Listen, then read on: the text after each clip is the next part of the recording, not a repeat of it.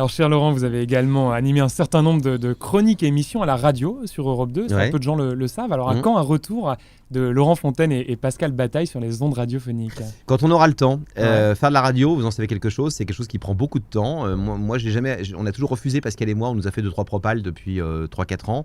Sur quel type de format? Format, quand on était sur TF1, évidemment des formats assez proches de ce qu'on faisait sur TF1, de l'aide aux gens psychologiques, de la rencontre, de la retrouvaille, de la mise en relation, etc. Mais je crois que la radio, c'est un truc que tu fais pas de 15h à 16h, quoi.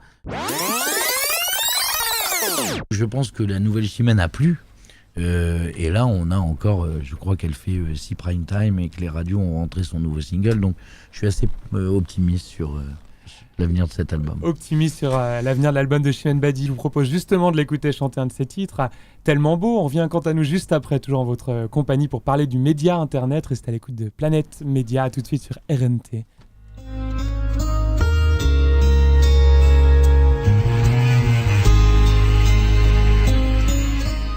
Catherine, je vous ai vu sourire, réagir même à plusieurs reprises pendant la chronique d'Aloïs à l'évocation d'un certain nombre de points sur lesquels on va revenir ensemble au cours de cette émission. Mais j'aimerais commencer ce tête-à-tête avec vous, avant même d'évoquer vos premiers pas sur les planches de théâtre. On va y venir dans quelques minutes. Bien, j'aimerais commencer cette émission par l'évocation de votre jeunesse bordelaise.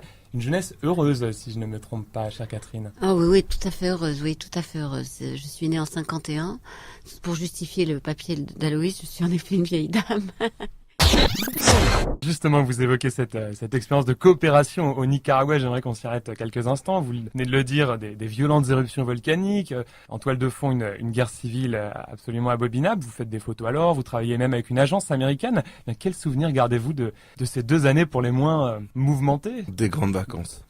Des grandes vacances. Je crois que je me suis jamais autant amusé de ma vie. Bon, je m'amusais déjà pas mal avant. Il faut bien reconnaître que j'ai une façon de voir la vie qui consiste à se dire, puisqu'on est là et qu'on n'a pas choisi d'y être, autant s'amuser, tant qu'à faire. Planète Média suite et fin, toujours en compagnie de la ravissante Geneviève de Fontenay, qui nous fait ce Ça soir. réconforte. Oh, mais je peux vous le dire, je continuerai de vous le dire même quand vous serez parti. Ah, c'est gentil. Et c'est quelque chose que je pense partager avec Aloïs Oui, c'est adorable, et Bastien à la adorable. réalisation que je salue également. Alors Geneviève qui nous fait l'extrême amabilité de nous rendre visite ce soir à RNT. Alors le mois dernier a eu lieu l'élection de Miss France 2008, une élection qui a couronné une charmante jeune fille de 22 ans, Valérie Bègue. Alors quel est votre sentiment? On en parlait un petit peu hors antenne sur cette nouvelle lauréate. Bah, de toute façon, je suis très fier qu'une fois de plus, la France d'outre-mer ait été mise à l'honneur, parce qu'on a quand même eu 2 Miss Guadeloupe, Miss France en 93 et 2003. On a eu 2 Tahitiennes en 92 et 99, 91 et 99. On a eu la Miss Réunion, la première Miss Réunion Miss France, c'était en 76, Monique Uldaric. Bon, c'est vrai que nous, on a toujours été attachés à la France d'outre-mer, ou à la France comme Sonia Roland, qui est originaire du Rwanda. Donc, la France multiraciale.